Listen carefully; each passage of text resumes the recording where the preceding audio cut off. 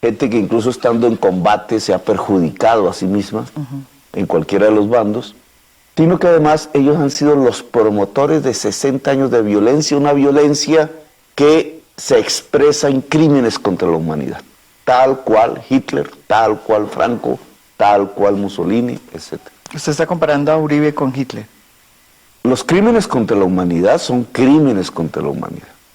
Quienes los producen se parecen entre sí por muchos aspectos de la personalidad y de la historia, pero estamos hablando de crímenes contra la humanidad en Colombia.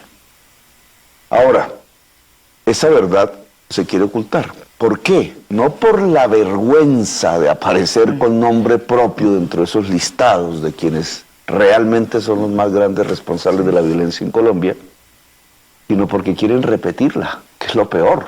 La quieren mantener un sistema de acumulación de riquezas a partir de la violencia, es decir, matando más y más. ¿Pero usted cree que está detrás de todo esto esa decisión? O sea, esa percepción de lo que es, digamos, de lo que es Colombia. Usted está diciendo que detrás de todo lo que está pasando con la Corte, este choque de trenes tiene que ver con esa pelea. Exactamente, porque ese almendrón, digamos, que es el núcleo central de la violencia en Colombia, que tenemos que resolver. Porque no se trata de perpetuarla, sino se trata de resolverla. ¿Cómo se resuelve? Palabras un tanto cristianas, en las que hoy muchas facciones cristianas políticas, que yo llamo de un falso cristianismo, no creen, pero es el mensaje central de muchas religiones, entre esas el cristianismo, es la palabra reconciliación. La palabra reconciliación tiene una dimensión política. Los europeos se reconciliaron después de matarse por millones. ¿Cuántos crímenes contra la humanidad no sucedieron ahí? Sin embargo, hoy la sociedad europea, con muchos problemas, es una sociedad reconciliada. La sociedad norteamericana, después de su guerra de secesión, que fue salvaje y bárbara, y de la conquista de los indígenas, etc., es una sociedad reconciliada. América Latina, mal que bien, después de dictaduras, guerras, etc., hoy es una sociedad reconciliada. Quieren romper esa reconciliación. Colombia no. Colombia no es una sociedad reconciliada. Así no se puede construir una nación. No hay esperanza. La posibilidad de una Colombia grande, como queramos entender ese concepto, solo se basa en la reconciliación. Ahora, ¿cómo se reconcilia una sociedad? ¿Ocultando su verdad o descubriéndola? Entonces, verdad y reconciliación son sinónimos. He ahí la importancia de la justicia. He ahí la importancia de la justicia especial para la paz, porque está diseñada exclusivamente no para vengarse, sino para construir la verdad. El uribismo ahí no ha podido aceptar la posibilidad de la reconciliación, y en esa medida trata de tapar la verdad por la cual incluso se debilitaría políticamente, destruyendo la justicia. Lo intentó en los primeros gobiernos de Uribe, cuando la parapolítica... Pero ¿usted cree que esto es lo mismo que está pasando que pasó con la parapolítica? En ese momento el problema era la Corte no era la Corte Constitucional, sino la Corte Suprema de Justicia. También la Constitucional. ¿Usted cree que es lo mismo que está pasando? Es el segundo capítulo. ¿O hay elementos distintos? Tiene una interfaz. Usted en el primero fue un elemento importante porque hizo unos debates, es cierto, en la parapolítica. Yo después quisiera preguntarles por qué no, aquí, digamos, no lo ha sido tan claro, no lo ha sido tan claro. En este momento, digamos que ese es el otro tema, hay un problema serio dentro de la oposición, o por lo menos hay unas discusiones internas sobre quién es el líder de la oposición. Pero antes de entrar en ese tema, quisiera que me hiciera un paralelo entre qué pasó en la época de la parapolítica, donde usted hizo debates no solo de la parapolítica, yo recuerdo debates de usted contra las FARC, muy impresionantes. ¿Es lo mismo que está pasando hoy? Digamos, ese mismo choque de trenes es un choque de trenes mucho más profundo, porque allá también en ese momento hubo un choque de trenes. ¿Sí? Este es más profundo. En aquel entonces yo hice un debate de control político, en varios. Fueron casi 10 años en eso. Pero la Corte Suprema retomó las investigaciones y las desarrolló. Sí, varios hicieron, usted fue uno de El los- 35% del Senado, los aliados políticos del presidente Uribe fueron a parar a la cárcel. El hermano del presidente Uribe fue a parar a la cárcel. Yo fui el primero en decir, el hermano del presidente Uribe es fundador del paramilitarismo. Uy, a mí me cayeron rayos y centellas, ni te cuento lo que me pasó, mi familia tuvo que exiliarse. Mi impopularidad se disparó, que fue una sorpresa para mí, porque yo creía que esos debates, al descubrir cosas, traían popularidad, no al contrario. Descubrir la verdad es tremendamente impopular en Colombia. Como cuando estás en una fiesta de esas locas y prenden la luz, y entonces el que prendió la luz era el culpable, Sí. y se le van todos encima, cuando se estaban envenenando en la fiesta. Pero, bueno, ese fue un primer capítulo, la justicia ya actuó, mandó a la cárcel ingentes cantidades de parlamentarios sucios, de sangre, delincuentes de lesa humanidad, que es como se tienen que llamar. Y vino una interfaz. ¿Sabes en qué consistió la interfaz? ¿En qué? En el cartel de la toga. El cartel de la toga tiene una verdad más en el fondo que no se discute. Es el intento premeditado de la clase política. En eso Ordóñez jugó un papel fundamental para cooptar la justicia de tal manera que no hiciera las investigaciones que estaba haciendo y salvara a los restos que quedaban de la parapolítica. Allí cambiaron la Corte Suprema de Justicia, allí sacaron al magistrado Velázquez, allí la Corte Suprema de Justicia se convirtió en otra, allí empezaron a cooptar la Corte Constitucional quitando una mayoría demócrata que había, progresista que había, y trataron de arrodillar la justicia por la vía de la corrupción. Hoy hay consecuencias de eso. Ese es el cartel de la toga, hecho por Ordóñez, y hay que decirlo con nombre propio, Vargas Lleras. Allí es donde aparece el fiscal general de la Nación. Pero usted votó por Ordóñez. Sí, pero yo no sabía que iba a pasar eso. Yo la verdad desconocía mucho el talante de Ordóñez. Me engañé, lo he dicho 1000 veces.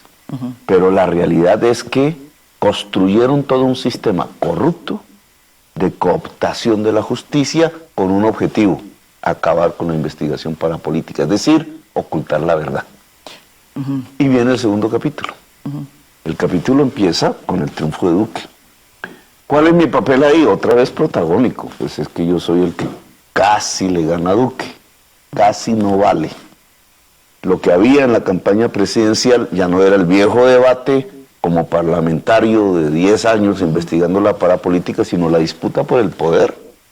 Lo que estaba en la mesa de la discusión de la decisión ciudadana era: o continuamos la era de violencia, o pasamos decididamente a una era de paz, que implica verdad, que implica reconciliación, que implica reformas que no queremos hacer para construir justicia social y justicia ambiental. Sin eso no hay paz.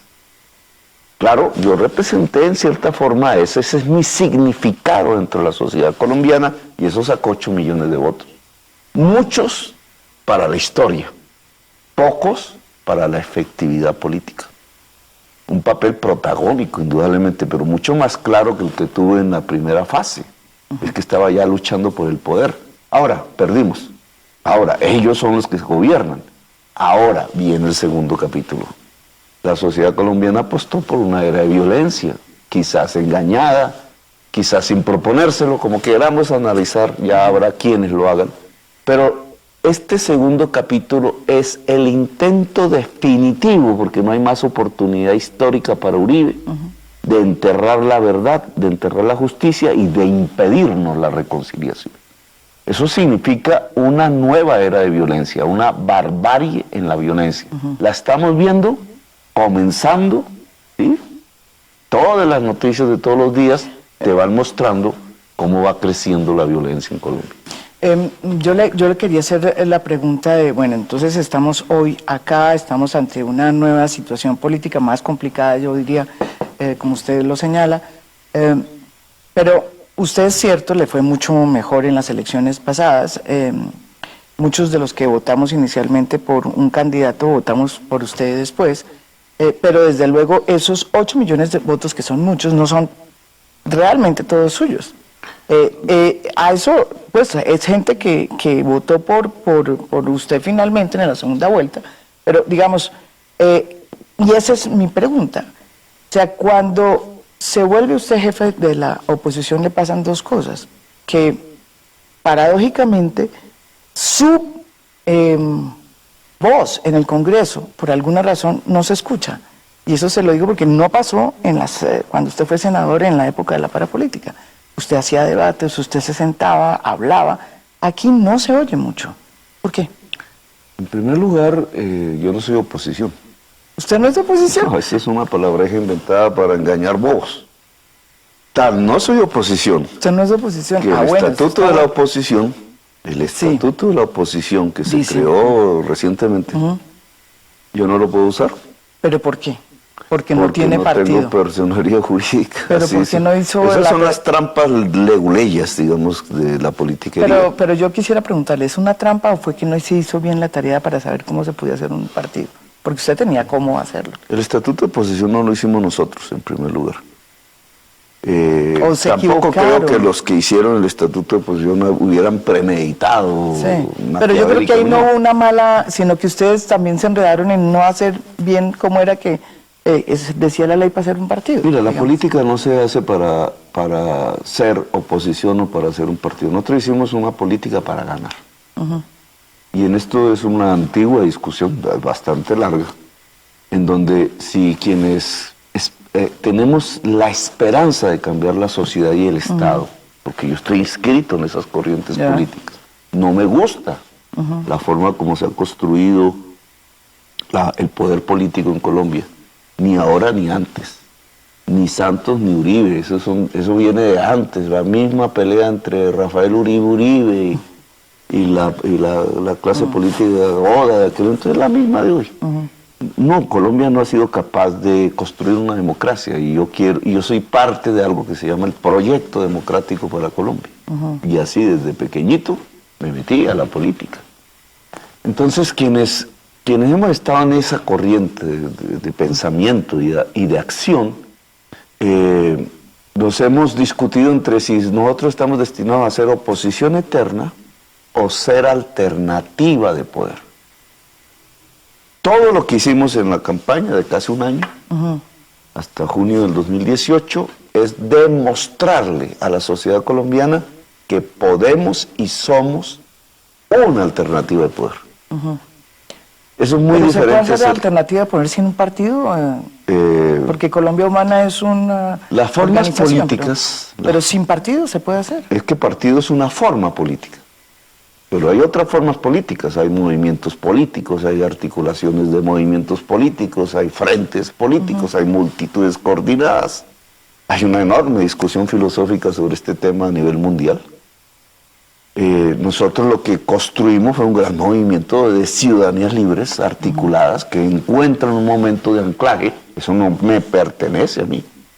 Nunca jamás hemos pretendido volvernos dueños de eso, sino que expresamos, significamos un momento de coordinación política de nueva ciudadanía. Puedo hacerle, y muy sinceramente se lo digo porque ese es uno de los problemas que yo le veo complicado a esa ciudadanía, porque cuando uno ve esa ciudadanía expresada en redes, esa cosa que dicen que la bodega Petro, no sé si existe o no, yo no voy a decir si existe o no, pero las redes que hablan digamos que lo defienden a usted, que son petristas, son muy agresivas. Y utilizan casi que los mismos argumentos, digamos, o percepciones o sensaciones para exacerbar odios. Sí, todo lo contrario a lo que usted dice, todo lo contrario a lo que usted habla.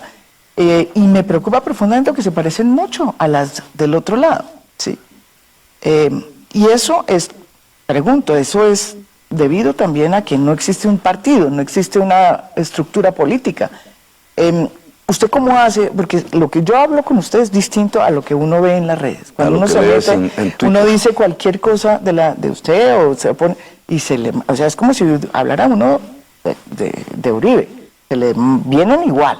Ahí no hay ninguna discusión. ¿Cómo hace usted para controlar eso? Porque es un discurso muy distinto. Usted tiene un discurso que me lo está diciendo acá y sus redes, la gente que lo sigue en las redes, y usted es muy importante en las redes, pues tiene otro discurso. Las redes son un tema en discusión, digamos. ¿Cómo hace usted? Porque Pues las ¿cómo redes no hace? se pueden controlar, ¿no? Y No, cualquiera yo no que estoy intente diciendo controlar. controlarlas- Usted, que es el líder de esas redes. Sí, sí, Los únicos se que pueden pueden son los liderazgos. Yo pienso, las redes es un tema nuevo, contemporáneo, que no está escrita, digamos, una verdad sobre las redes. Están siendo usadas profundamente, ese es el dato más grande, por la extrema derecha, no por las fuerzas progresistas. Pero usted cree que las suyas no, las que lo siguen, Voy ¿no? para allá. Está controlada realmente por la extrema derecha, que ha sido más capaz por una virtud, entre comillas, una contravirtud, que hoy es el eje de la política en Estados Unidos, en Brasil, en Europa, y es el fake news, es decir, la noticia falsa, premeditada, no la equivocación, sino es organismos muy bien pagos, muy fuertes económicamente, que tienen toda una tecnología con perfiles falsos, etcétera, que premeditan la destrucción de sus oponentes a partir de la mentira y saben que es mentira y la producen. En campaña electoral ese ha sido, en los últimos 5 años, la forma de triunfo de las extremas derechas. Y se basan en análisis de sentimientos, incluso casi personalizados, de las personas que están allí, de muy bajo, son contravalores. Entonces, por ejemplo, en Europa o en Estados Unidos, la supremacía blanca, el ataque contra las personas inmigrantes, etcétera, logran construir mayorías. Esa es la realidad, mayorías electorales. Y ponen lo peor de la política al frente de los estados. Es lo que yo llamo la era de la barbarie. Yo lo ligo un poco al tema del cambio climático, pero otro día quizás discutamos Ese es eso. un tema interesante. Ahora, usted lo metió en la hay agenda. una reacción a eso, más o menos del mismo nivel, como un espejo. Pero entonces sí me acepta que hay una reacción. Pero no porque nosotros lo queramos, sino que hay reacciones igualmente violentas. Es como cuando alguien golpea a alguien de y el otro contrarreacción. devuelve con un golpe igual. Pero no sé. Eso no es bueno para nosotros. Nosotros, las fuerzas progresistas del mundo, realmente no tenemos una respuesta adecuada a lo que está pasando. No sabemos bien cómo es que hay que responder. Yo me amarro, es mi tesis, me amarro a la tesis que ante la mentira lo que hay que... Porque la mentira va escondiendo una debilidad del oponente. Claro, pero por ejemplo, en momentos como estos sorprende que desde las redes petristas se vayan tan duro contra Juanita Gobertus, que fue la persona que salió a hacer el discurso, digamos, usando precisamente una herramienta que le dio el Estatuto Pero de fíjate Oposición que ahí para hay- hacer la réplica al presidente, que me parecía que era una cosa normal, que no había ningún problema que hacerlo, lo hizo muy bien. Pero ¿por qué irse Lo de tan Juanita duro? Es tiene- casi que la están Sí. acabando como si fuera Lo de una persona Juanita de tiene extrema derecha. tres fases. Eso no hay no, o sea, es absurdo. Estudiemos lo de Juanita. Tiene una Sí. primera fase que es que ellos salen en el video y Pero a usted le gustó lo que dijo. Claro, y nosotros nunca dijimos que no fuera ella. Claro, nos hubiera gustado que nos hubieran preguntado si ¿Qué fue ella, lo que pero- pasó ahí? Usted no se No, los es un pregunta. simple hecho De la rapidez del... Nosotros el día lunes, que es cuando se hace eso, toda la mañana estamos reunidos con Robledo, con toda la convergencia política. Y estamos hablando del tema de la réplica, no sabíamos si nos la iban a dar. Y yo sé que como yo no puedo usarla... Por lo que no tiene, eso es bueno explicarlo, porque no tiene, no hay partido. La ley no está para, la ley No hay no es personería. para la segunda fuerza política de Colombia, acaban además de ratificar. Sí, eso se supo desde el primer Bueno, sí, entonces sí. como yo sabía que no tengo, digamos, la posibilidad de ejercer como movimiento político Debería ejercerlo el mayor número, el que haya obtenido el mayor número de votos. No puedo. Entonces yo sabía que entonces el verde se aprovecha un tanto de eso para decir, no, pues déjenos hablar nosotros, y yo nunca he peleado eso.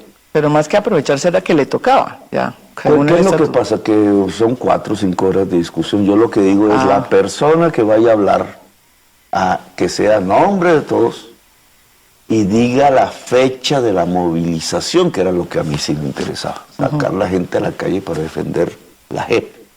Ese es el día lunes. 4 horas. Yo propuse una fecha, porque ni siquiera... Era el 19. Que era el día que se instalaba el Congreso, me parecía lo óptimo. El 19 de marzo. Y salimos de la reunión y a las 2 horas estaban haciendo el video, pero yo nunca me invitaron. Entonces, a mí me dio, digamos, me disgustó la descortesía de no invitarme. ¿Usted hubiera estado en esa foto? Claro, y no Ahí. hablando, sino al lado. Al lado. Quieto, callado. Ese no era el problema, no era quien, no era contra Juanita. Y más me disgustó, por lo que yo supe, es que incluso pararon el video para que dijeran que la fecha no era el 19 de marzo, sino el 18. ¿Por qué les disgustó a alguien? No a la mayoría, toda la gente decía 19 de marzo, 19 de marzo. Porque 19 de marzo sonaba 19M. Y yo hice un chiste de eso. Uy, yo dije, qué mágico. Explique aquí qué significa 19 de marzo, porque pues no se entiende. 19 de marzo era 19 de marzo, pues dije 19 es un número mágico. Para nosotros El 19 es... M19, sí. Claro, entonces alguien muy sectario dijo, no, ni por el Chile le vamos a dar esa gabela a Petro, que es el 19, y la puso el 18, un mal día. Salió bien la manifestación en Bogotá, pero fue un mal día, porque nosotros hicimos esa marcha solos. Allí no había congreso, allí los edificios estaban desocupados, estamos gritando a la nada. Claro, las imágenes salen, hay una forma de comunicación. ¿A usted le pareció que fue mala la Fue buena la marcha. La marcha. Pero es que las marchas tienen que tener una efectividad. Es como el movimiento estudiantil. El movimiento estudiantil sale en marcha, pero cuando se está discutiendo realmente el presupuesto de la educación es ahora. Sí. En el plan de desarrollo. Y en el plan de desarrollo no está el acuerdo que hicieron con los movimientos estudiantiles, como no está el pacto de paz, como no está el pacto con los indígenas. Este es el momento de salir para la efectividad política, es decir, para lograr que un gobierno acepte los compromisos que hizo. Aquí, en el tema de la JEP, eso fue lo que pasó. Entonces yo dije, no nos invitan y nos cambian la fecha que estaba consensuada. Punto. Ese era el problema no era Juanita. Bueno, pero se volvió en las redes. ¿Qué es lo que sucede? Esto que es lógico que pase en una, ¿no es verdad? Digamos, en las discusiones políticas internas, se ha derivado en una, en una discusión muy dura contra Juanita, que le están diciendo que... Y ahí explicas el porqué de las redes. Sí. La segunda fase, yo estoy callado, es al otro día del video, y entonces empieza la prensa. ¿Y por qué no estaba Petro ahí? ¿Y qué le pasó a Petro? Y déjenos explicar, ¿por qué video sin Petro? Dicen, empiezan ellos, no yo. Y entonces yo doy mi explicación, no, pues yo no estoy ahí porque no me invitaron, fue lo que dije. Y ¡guau! Entonces, es que este es el centro, esta es la decencia, no hay el radicalismo. ¿Cuál es el radicalismo de pelear por la democracia y la paz? O por un Estado de Derecho. Empieza un juego de la prensa que provoca una reacción en la red. O sea, la culpa de los medios. Entonces tienes que establecer otro tema de discusión. Que no, yo creo las que culpas son los medios. Yo sí creo que la red se está convirtiendo en un contrapoder del medio tradicional.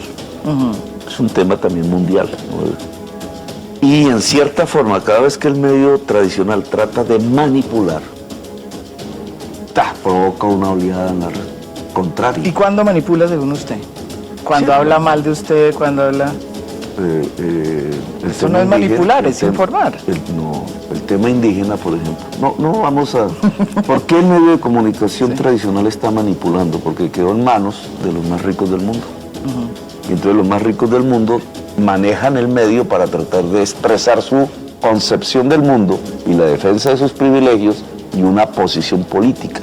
Transforma el medio de comunicación en un partido político. Eso y viene mismo una dice reacción. Donald Trump y el expresidente Álvaro Uribe. Bueno, estamos de acuerdo. Son hermanos gemelos con Maduro. Con Maduro, es correcto. Maduro dice exactamente lo mismo, exactamente lo mismo. Bueno, ahí están, se parecen ustedes, ahí están parecidos. Ya volvemos después de esta pausa, no se vayan, estamos con Gustavo Petro. Se avecinan, antes de meterme en las elecciones, que yo creo que eso es un tema muy importante, ustedes ya van a anunciar cuáles son sus coaliciones en los diferentes, y que tienen mucho que ver con lo que estábamos hablando, o sea, cómo es que se va a hacer esta, más allá de las redes, si va a haber una coalición con la oposición toda, así usted diga que no es de oposición. Pero antes de entrar en ese tema, yo quería devolverlo a un momento que yo creo que fue difícil y complicado para usted, que es aquel momento del video, en el debate que se estaba haciendo sobre Odebrecht, cuando Paloma Valencia, digamos, de alguna manera le da vueltas al debate y presenta un video. Ese video de alguna manera, pues, digamos, se cambia la discusión ahí y empieza el foco digamos, a centrarse en el video. Y más allá de lo que ha pasado, digamos, sí es una imagen muy dura, muy complicada, para una persona que siempre ha dicho que es, y siempre lo ha demostrado, ha sido, digamos, una denunciante de toda la corrupción que hay en el sistema político e incluso fuera de él. Pero usted, después de todo este episodio, ¿qué puede decir? Porque todavía queda esa imagen ahí, versus la persona que dice que lucha contra la corrupción. Sí, pero tú decías que no se había escuchado mi voz en el Congreso, fíjate. No, pero esa es la única vez y ese fue un debate... No tienes que, digamos... Pero se han hecho, los otros han hecho 10.000 debates. No, yo tampoco... Pero este es el primer debate suyo. En el Congreso no es posible que siempre uno haga debates todos los días, además no sería bueno. No, siempre hay que escoger en cada periodo un tema, incluso sistemático si se puede, y escogí el principal, porque yo creo que Odebrecht es clave, porque muestra, desnuda, como la parapolítica, la realidad del poder político colombiano. Y lo escogí, lo investigué y el debate fue bueno. El debate tenía como función arrinconar el cartel de la toga que hoy representa el fiscal general. Tratar de depurar la justicia colombiana de la fase de corrupción en que la metieron. El fiscal es profundamente corrupto. Bueno, el Odebrecht muestra no solamente la corrupción del fiscal, que estaba allí en el debate, sino de la jefe de hoy el poder político en Colombia, de Uribe, de César Gaviria, de Vargas Lleras, el gobierno de Santos, pero también del gobierno de Uribe. Odebrecht es un excelente debate para mostrarle a la sociedad lo que elige. Y allí lo mostramos. Y la reacción no fue la que yo esperaba, obviamente. Yo ya conocía eso desde el día domingo, 2 días antes, pero... Pero ¿por qué no lo reveló? La gran pregunta que nosotros nos hacemos es, o que muchos periodistas nos hacen, ¿por qué sabiendo que existía ese video, por qué no lo dijo durante mucho tiempo? ¿Por qué no dijo, mire, yo tengo este video, pasó esto, este video me lo hizo fulano de tal, mi amigo que era antes, mi amigo ya no es, o si es, no sé... pero ¿por qué lo dejó hasta último momento? ¿Por qué no...? Porque el video es de él. Era de él. Esa es la realidad, porque yo pensé que se había superado completamente esa fase. Porque él y su familia, sobre todo su familia, pues es incluso antes de yo ser del M-19, su familia ya estaba siendo agredida por ser del M-19. Es una cosa que es como que fuera parte de mi propia piel. Es como si fueran mis hijos, es como si fueran mi familia propia. Nunca esperé de él eso, obviamente, y para mí fue deprimente. Pero lo cierto es que ese video es de él. A él se lo robaron, delincuencialmente. Y la investigación hoy en la Corte debería centrarse en cómo, quién, porque son los mismos que amenazan a sus hijas, digamos, ahí hay un organismo que yo lo coloco como hipótesis en la Fiscalía, que no está trabajando simplemente con la ley, sino que también está amenazando, también es lo mismo que pasaba con el DAS. Lo que pasaba con el DAS está pasando en la Fiscalía General. Pero inevitablemente esa imagen de ese video es... No, pues obviamente es porque eso es real, o sea, es sí, usted es destructiva. Recogiendo una bolsa, abriendo... Lo sacan precisamente para destruir el debate de Odebrecht. Y lo logran porque los medios de comunicación, no porque no supieran que Odebrecht era más clave que el video, sino porque querían ocultar Odebrecht, y otra vez estamos ante el papel de los medios de comunicación, le dieron a eso un mes de priorización, ¿cierto?, para ocultar Odebrecht. El responsable del tema de corrupción de Odebrecht es dueño de medios de comunicación. Entonces, digamos, ahí había todo un escenario para que ese videíto pudiera ocultar el hecho de que con $50 millones sobornaron a los jefes políticos del poder en Colombia. El video. El video, hábleme El del video, porque es que el tiene- video tiene muchas connotaciones. De hecho, usted está ahí, de todas formas, con todas las explicaciones que tiene y que son muy, digamos, coherentes, ¿no es verdad? Hay también la evidencia de que ese video lo lanzaron, pero lo lanzaron y quedó expuesto. Y usted es una figura pública, es un senador, y es un video complicado para usted. Es un video complicado y el video tiene dos versiones para un ciudadano del común que quiera explorar el tema. Obviamente yo sé la verdad, pero no necesariamente me van a creer mi verdad. Y un proceso judicial, Sí. del que espero... Salida. Pues,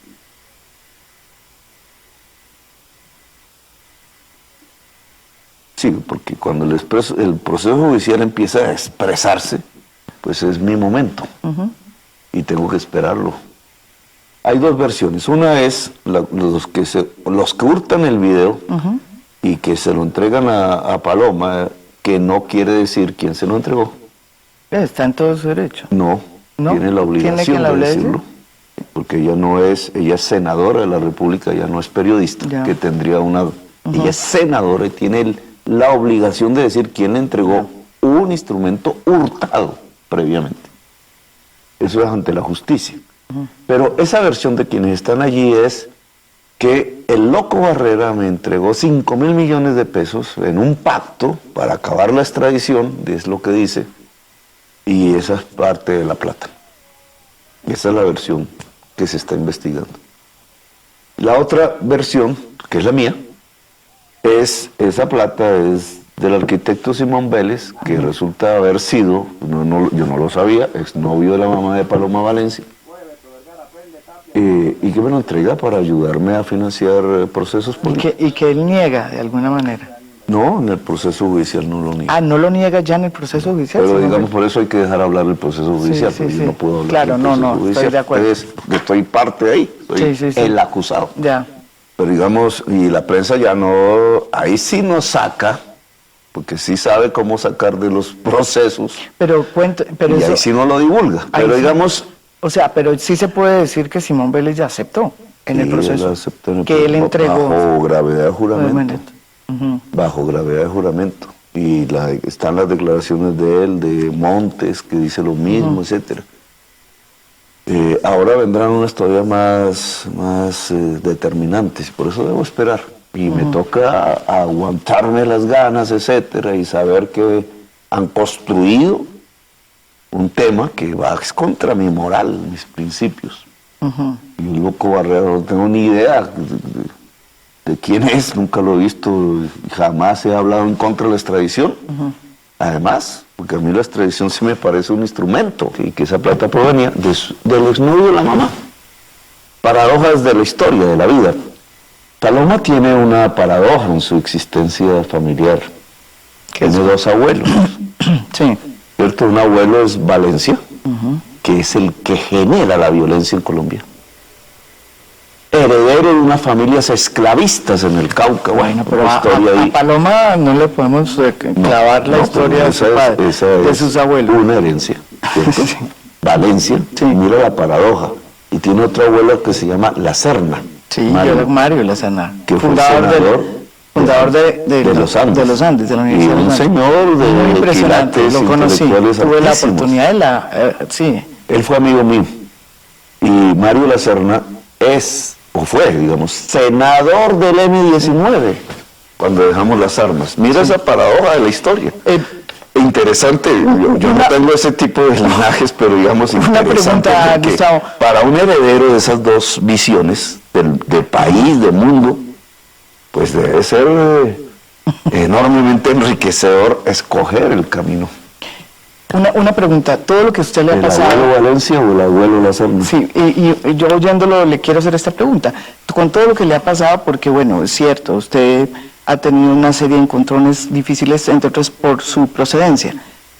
Pero eso no lo ha a usted radicalizado en la forma de concebir la política, porque siempre termina, o sea, la gente dice y las personas que hacen análisis dicen, mientras que Petro sea la persona que está, digamos, liderando la oposición, el uribismo va a quedarse en el poder, porque es una cosa del espejo del otro, porque porque usted se está convirtiendo en el espejo del uribismo. No, es carreta.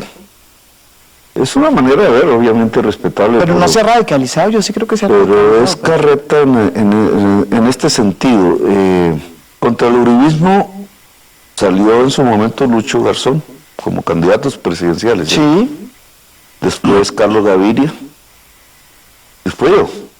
Digamos, en la época uribista esos han sido los candidatos en la época alternativos. Lucho Garzón no me acuerdo, no alcanzó 1 millón de votos.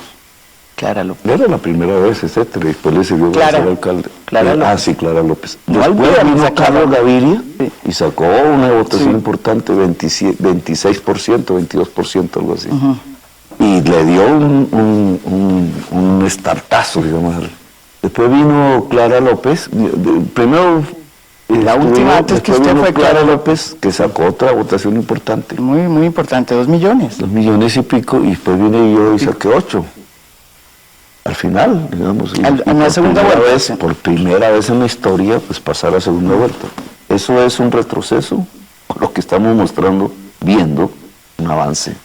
Yo no sé si lo que siga seré yo, porque eso, la política es así, pero lo que hemos es avanzado terriblemente en la posibilidad de cambiar el país. Pero ahí voy de nuevo, cuando uno ve lo que está pasando, usted no tiene un movimiento estructurado a través de un partido, sino es usted. Y no es usted, es un movimiento que está basado en usted, está basado en lo que usted plantea. Ahí, y se lo digo porque son muchos los analistas que lo dicen, o sea, la posibilidad de que se imponga, digamos, una visión autoritaria, ¿sí? Es muy fácil porque usted es el centro de su movimiento. Usted imparte las órdenes y usted, como es usted, es así. Que históricamente defenderse del autoritarismo no ha sido vía construcción de partidos. O sea, bueno, eso es porque Hitler tenía un partido. Sí, y también, bastante disciplinado, bueno, Mussolini también. Sí. Y musculoso, los nazis. Y Mussolini también. O sea, ese no es el argumento, digamos. Digamos, la discusión partido no partido no es una discusión de si no se deben tener instrumentos políticos organizados, colectivos. Sí. Y yo creo que hay que tener instrumentos políticos organizados y colectivos, con capacidad de decisión de sus bases, etcétera. Yo no estoy en contra de eso. Quizás la forma no sea exactamente un partido, quizás ¿qué es lo que hemos tenido hasta el momento? Que es la historia, no es que nosotros nos hayamos propuesto eso. Una gran coalición de movimientos que ha logrado llegar hasta 8 millones de votos. La discusión de hoy es cómo mantener la coalición de movimientos. Llamémoslo así, coalición. Fajardo tenía una coalición, él no tiene partido realmente, pero tenía una coalición, Polo Verde. Nosotros estamos tratando de ampliar la coalición Colombia Humana, que tenía los indígenas, que tenía organizadísimos, que tenía la UP, etcétera, Fuerza Ciudadana, incluso la misma Clara López, al final, con el Polo y con el Verde, y con los liberales disidentes, y quisiéramos ganar los liberales. Pero digamos, usted está en esa tónica, haciendo estas elecciones. A eso me he dedicado estos meses. Esa convergencia ya tiene unos ¿Y hay éxitos. Candidatos, por ejemplo, en estas... hay bloques, eso es un por ejemplo, dígame uno. En todo el país, para estas elecciones que vienen, y llegan, está el bloque... ¿Cómo así que sí llegan? Sí, porque todo este tema se está poniendo más complicado de lo que creemos. ¿Cómo así que sí llegan? ¿Usted cree que no puede? Mira, Duque tiene una debilidad inmensa, por él mismo. Duque es un hombre que le construyeron la presidencia, que le hicieron aprender de memoria los discursos, que todavía no tiene el bagaje suficiente como vida humana para asumir un país tan complejo como este. Entonces están creando artificios que se expresan en su propia debilidad. Un consejero le dice, no vaya a dialogar al Cauca porque usted demostraría debilidad, y se lo cree. Cuando la realidad del mundo es que el que no dialoga es el que demuestra la debilidad, porque tiene que usar las armas. Las armas son la mayor demostración de debilidad. Ya están disparando, ya están matando indígenas. Pues esa es una expresión de debilidad. Pero digamos, en ese mundo, el desastre de la frontera, que es un desastre, digamos. Duque dice, cerco contra Maduro, agresión militar. ¿cierto? Y él cree que los venezolanos van a salir en defensa de la agresión militar. Guaidó lo dice, y resulta que el 1.000.000 de venezolanos que esperaban no salió a la calle. ¿Por qué? Porque una sociedad, eso es un problema de cultura política. Cualquier sociedad que vaya a sentirse agredida desde afuera, reacciona a la inversa. Pues fortalecieron fue a Maduro. Mira la torpeza, y terminaron quemando los camiones ellos mismos, Guaidó y la comida. Y toda la comida, todo el artefacto que armaron, lo quemaron ellos mismos. El grado de torpeza, al punto que Trump, yo creo que dijo Trump, estos berracos aliados míos son muy brutos para hacer una guerra, y se detuvo. Pero hablando de las, o sea, entonces muy bien, así está. Esa debilidad tiene un peligro. ¿Qué es cuál? Y es el golpe. Es decir, la sustitución. ¿Usted cree que Colombia está al borde de un golpe militar? No, no es militar. Yo creo que los golpes tampoco son necesariamente, los militares no son tan tontos. Entonces un golpe como los militares tienen hoy más inteligencia de lo que en las épocas esas de las dictaduras tenían. No, mire, la vicepresidenta. ¿Qué está pensando la vicepresidenta en este momento? Este Duque no sirve. Es mi oportunidad. Y entonces las reacciones que le empiezan a quitar sus funciones y su poder. Pero eso es un mundo que está ahí. Está sucediendo. Mire lo que acaba de decir Uribe hoy, ante el tema de la JEP. No, acaba de hacer unos trinos muy duros contra la Corte Constitucional. Sí, entonces dice que si la Corte no permite que las objeciones se discutan porque no son constitucionales, entonces hay que discutirlas. ¿Eso cómo se llama? Se llama golpe de Estado. Y un senador como Uribe proponiendo eso es porque sabe que Duque es débil.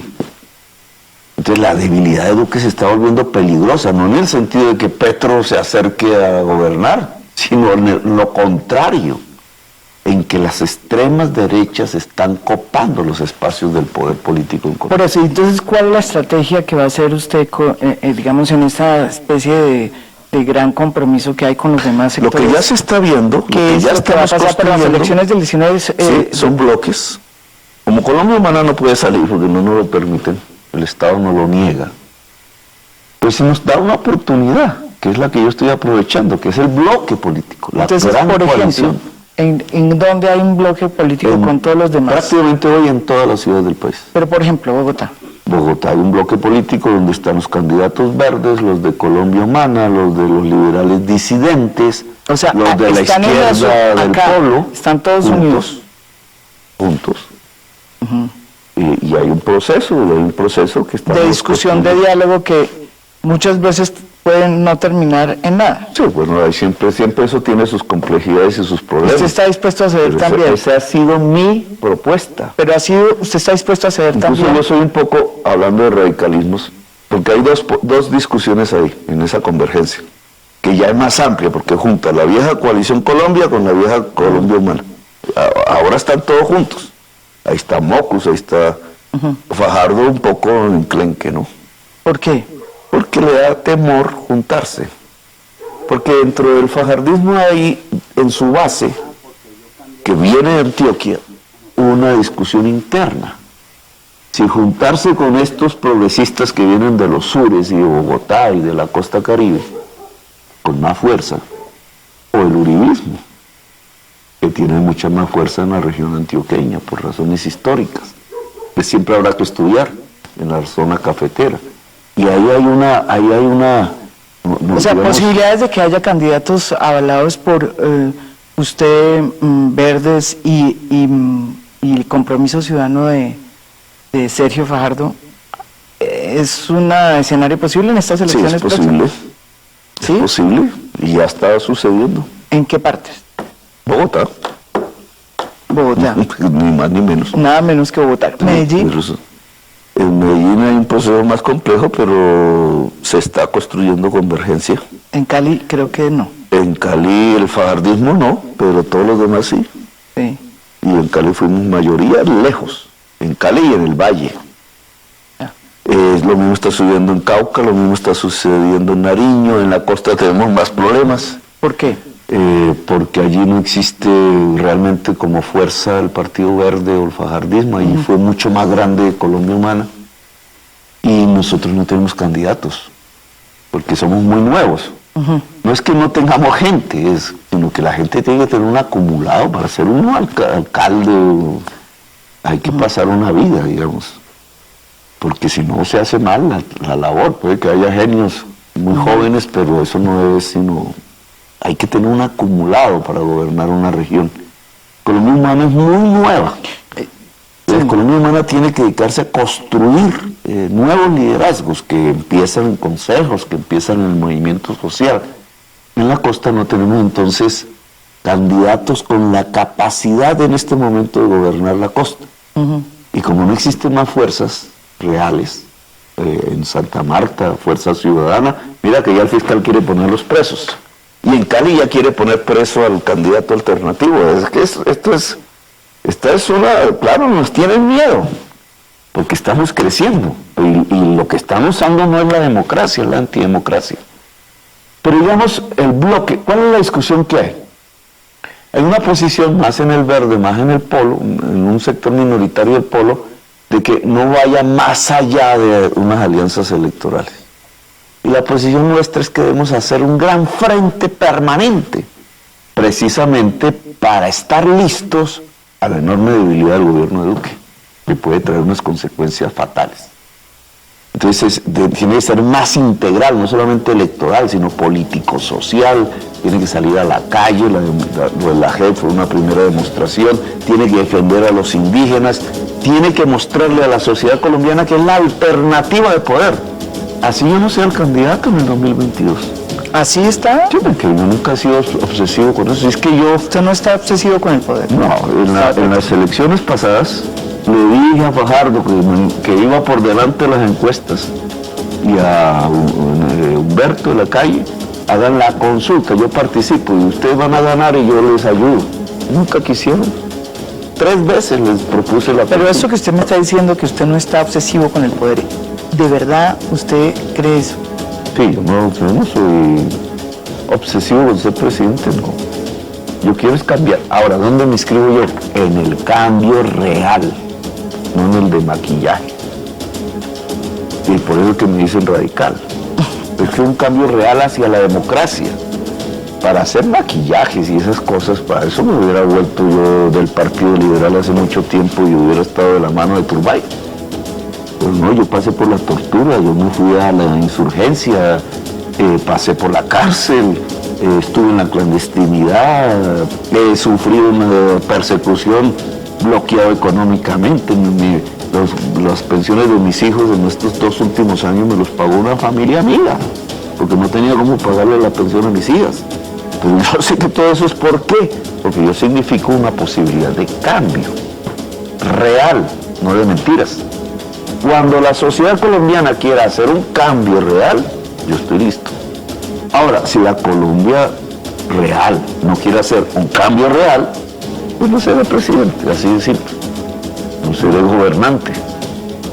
Después escribiré la historia, pero yo no voy a estar al lado de algo que es una mentira y que además es muy negativo para la sociedad colombiana, como estas estructuras políticas que la han gobernado en 2 siglos, que son las mismas, con los mismos apellidos. Bueno, se nos acabó el tiempo.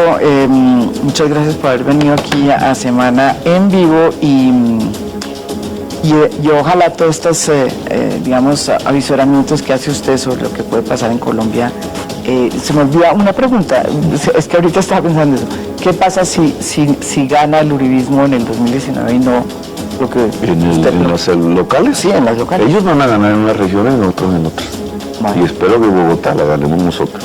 Bueno. Ojalá Galán no se pliegue al uribismo. Bueno, muchísimas gracias a Gustavo Petro y a ustedes los espero mañana con otro.